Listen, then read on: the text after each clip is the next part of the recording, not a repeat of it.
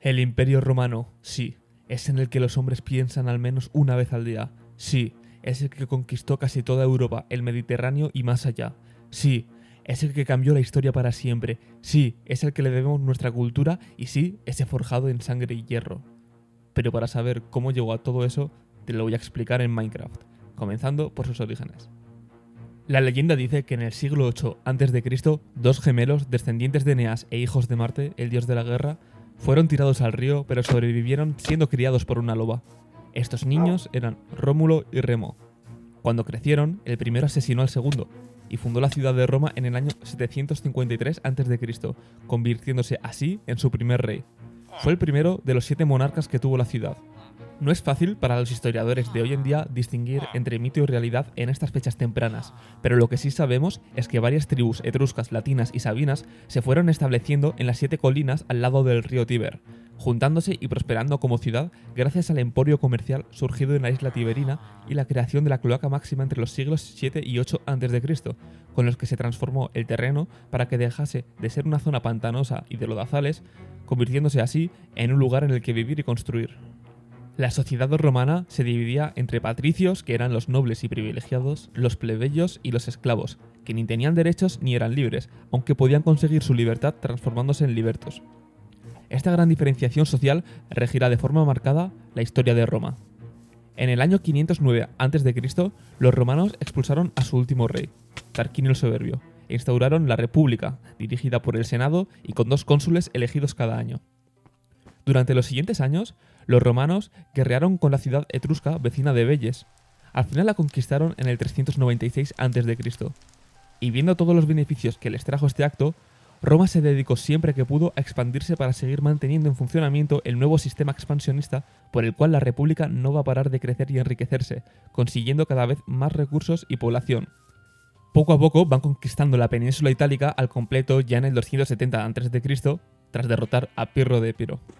Aquí se pasó de un ejército hoplítico, como los griegos, a la legión manipular, creada por Marco Furio Camilo, mucho más móvil que las falanges que utilizaban anteriormente. Se componía principalmente de una primera línea de infantería ligera hostigadora llamada Velites. Luego le seguían 3 líneas de infantería divididas por edad y hasta equipamiento. La primera de ellas eran los Astati, jóvenes y con menos armadura. Más atrás estaban los Princeps, armados de manera más pesada y de edad más madura. Y finalmente, en la última línea tenemos a los Triari, que iban armados con lanzas y rara vez llegaban a combatir. También tenemos en un flanco a la caballería o Equites, conformada por los más ricos de los romanos. El siguiente gran conflicto de Roma fue contra Cartago, una ciudad del norte de África con ascendencia fenicia que se convirtió en la potencia indiscutible del Mediterráneo occidental. La primera guerra púnica se saldó con la victoria romana después de que estos mejoraran de forma infinita su flota. Después de este incidente estallaría la Segunda Guerra Púnica, en la que Aníbal Barca, un general cartaginés con odio jurado a Roma, pondría a los romanos en un jaque inimaginable. Aníbal se convirtió en uno de los mejores generales de toda la historia y la pesadilla de Roma. Avanzó por la península ibérica cruzando los Pirineos y los Alpes con elefantes, una hazaña impensable en ese momento. Aníbal reunió muchos aliados de distintas tribus autóctonas en su camino a destruir a Roma, y en batallas como Canas o la del lago Trasimeno, el general cartaginés destruyó por completo a los romanos. Aníbal, a las puertas de Roma, decidió intentar ganar nuevos aliados de la zona y esperar para asaltar Roma al no tener maquinaria de asedio.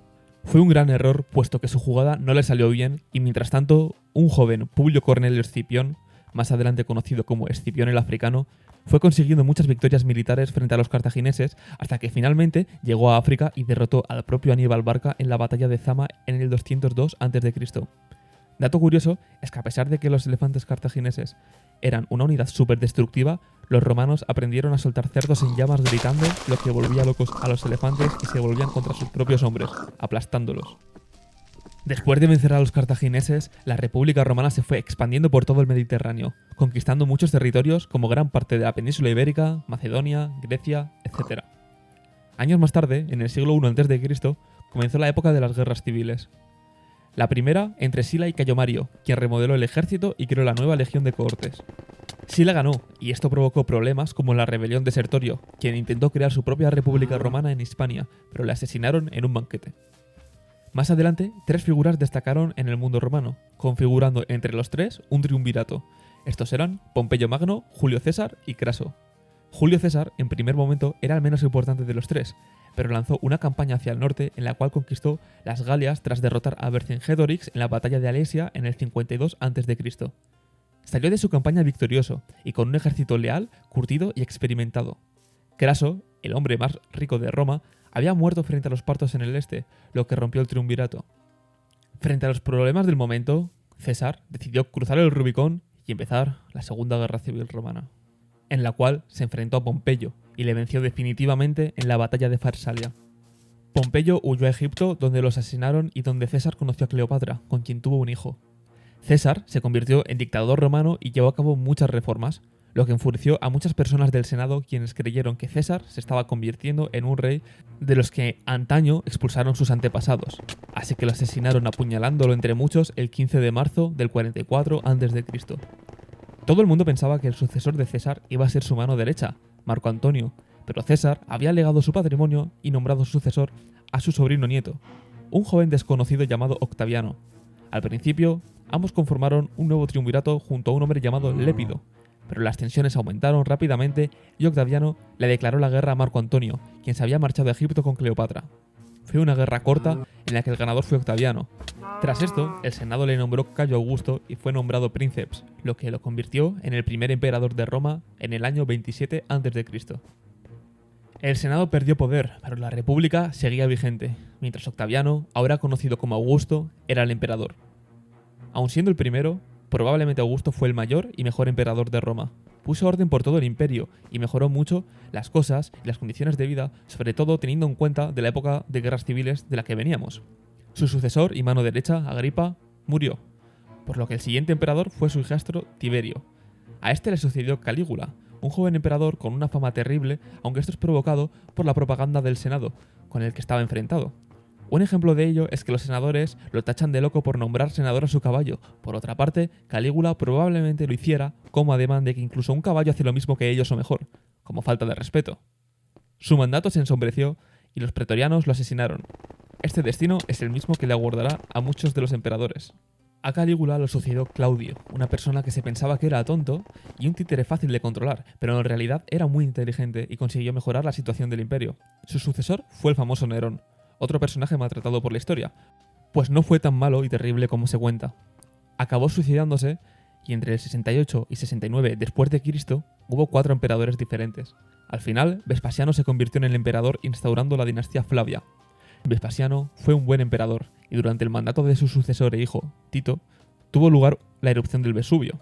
Este volcán destruyó ciudades como Pompeya y Herculano, pero permitió que los arqueólogos pudieran desenterrar los restos de estas ciudades muy bien conservados. A Tito lo sucedió Domiciano, y tras él vino un anciano llamado Nerva, que duró muy poco, así que la nueva dinastía mal llamada Antonina se instauró y consolidó con Trajano como emperador. Trajano conquistó Dacia, Armenia y Mesopotamia. Llevó al imperio a su máxima expansión, pero murió en el viaje de vuelta, así que le sucedió Adriano. Este emperador hizo lo opuesto a su antecesor y decidió parar las conquistas, echar freno, consolidarse y hacer todas las mejoras posibles. También construyó un famoso muro en Britania para protegerse de las tribus del norte. Aunque representan lo contrario, tanto Trajano como Adriano son dos de los mejores emperadores que tuvo Roma en toda su historia. Le sucedieron Antonino Pío y luego Lucio Vero y Marco Aurelio, famoso por su filosofía estoica. Hicieron frente a muchos problemas como una gran peste y luego llegó el hijo de Marco Aurelio, Cómodo, quien también fue denostado por el relato popular hasta llegar a nuestros días como alguien poco cuerdo al que solo le interesaban los juegos de gladiadores, aunque no fue del todo cierto. Tras su asesinato llegó un año con 5 emperadores. Al final solo quedó Septimio Severo e instauró su propia dinastía en el 193 después de Cristo. Este mejoró la vida de los soldados, aunque no la del resto de la población. Le sucedieron sus hijos, Geta y Caracalla. Este último mató a su hermano y se convirtió en el único emperador y se pasó la vida guerreando. También le dio la ciudadanía romana a todos los habitantes libres, probablemente para recaudar más impuestos. Al final lo asesinaron y le sucedieron primero Heliogábalo, luego Alejandro Severo, y tras esto llegó la crisis del siglo III y el fin de la grandeza romana. Haré un vídeo dedicado a la mitología, pero en este momento hay que saber que la mayoría de la gente ya no rezaba a los dioses romanos típicos, sino que había una amalgama de cultos mistéricos con mucha importancia como el culto a Mitra, Cibeles, Serapis e Isis. Hay muchos más y el cristianismo también llevaba tiempo extendiéndose. Durante la crisis hubo una lista larga de emperadores que poco pudieron hacer, incluso regiones se independizaron como Palmira con la reina Zenobia o el imperio galo de Póstumo. Después del reinado de Claudio II el Gótico, llegó Aureliano a salvar el imperio, lo reunificó y llevó a cabo reformas importantes. Tras su asesinato, llegaron muchos emperadores poco relevantes, hasta que llegó un nuevo salvador al decadente imperio. Este fue Diocleciano, quien llevó a cabo muchísimas reformas, como repartir el imperio entre 2 emperadores y 2 césares, conformando la tetrarquía. El imperio va a pasar a un dominado, siendo así una monarquía oriental y absoluta de carácter divino básicamente. Creó mucha burocracia y reinventó el sistema militar. Con Diocleciano empieza el Bajo Imperio Romano, y tras su muerte llegó una época problemática y convulsa donde todos querían hacerse con el poder. Aquí Constantino se alzó como emperador de Occidente, puso orden e impulsó mucho el cristianismo. Constantino llevó a cabo muchas reformas exitosas y se convirtió en emperador único. Transformó Bizancio en Constantinopla y se convirtió en la nueva capital del imperio. Cuando murió Constantino, sus hijos y sucesores comenzaron a matarse entre ellos para llegar al poder. Al final, la dinastía valentiniana tomó el control y llegaron los hunos de las estepas de Oriente a dar mandanga, lo que obligó a muchos pueblos bárbaros a adentrarse en territorio romano. El emperador oriental del momento, Teodosio, permitió a los godos establecerse en estos territorios mediante los foedus o foederati, a cambio de servir a Roma. Teodosio también convirtió al cristianismo en la religión oficial del imperio e hizo frente a varios conflictos y disputas internas. A su muerte en el año 395 después de Cristo, el imperio quedó definitivamente dividido en 2, el de Occidente, gobernado por Honorio, y el de Oriente, gobernado por Arcadio. Alarico, el rey de los visigodos, estaba dando problemas por todo el imperio en estas fechas. Acabó saqueando Roma, la capital, de forma brutal en el año 410 después de Cristo. Fue el primer saqueo de Roma desde hacía casi 800 años. Al final, los visigodos se establecieron en su propio reino en la península ibérica, y Aquitania también, formando el reino de Tolosa y aliándose con Roma. Del mismo modo, por todo el imperio se fueron estableciendo una serie de pueblos bárbaros bastante romanizados que fueron saqueando por todos lados. Si ya había problemas, en el año 434 llega Atila, el rey de los hunos, quien aterrorizó a romanos y bárbaros por igual, aunque fue derrotado en la batalla de los Campos Cataláunicos, siendo la última gran victoria romana. Al final, Atila murió el día de su boda y los hunos desaparecieron del mapa. Distintos emperadores fueron muriendo, destacando Mayoriano, quien casi consigue restaurar el imperio. Los últimos emperadores no duraron nada y al final Odoacro, rey de los Érulos, acabó conquistando la península itálica y expulsando al último emperador de Occidente, un simple niño llamado Rómulo Augustulo. Así acabó el imperio romano en Occidente, en el año 476 después de Cristo, aunque la parte oriental perduró toda la Edad Media hasta la caída de Constantinopla, ya en 1453, pero eso ya lo comentaremos en otro vídeo. Como puedes ver, la caída del imperio es causada por muchos factores, como las invasiones bárbaras o la crisis económica, aunque el verdadero problema que produjo los mencionados anteriormente y que sentenció a Roma fue el fin de su sistema expansionista. Roma había llegado al Sáhara en el sur, a las heladas tierras en el norte de Europa, al Océano Atlántico en el oeste y a las tierras yermas gobernadas por grandes potencias como los persas en el este.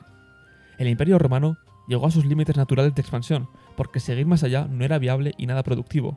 Por esto, cuando Roma dejó de conquistar grandes territorios, lo cual era inevitable, todo el sistema que la elevó se vio truncado por completo. Un sistema expansionista y esclavista, como el romano, fue víctima de su propio ascenso.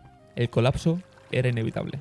A esto hay que añadirle la llegada de una bajada de temperatura global, lo que propició que hubiera menos producción y por lo tanto menos comida, menos hombres y más amenazas que enfrentar, como los bárbaros que bajaban del norte, buscando zonas cálidas donde prosperar. Dime en los comentarios, ¿sabías todo esto? ¿Te ha gustado el vídeo? ¿Tienes alguna duda? ¿De qué te gustaría que fuera el siguiente? Gracias por haberlo visto entero.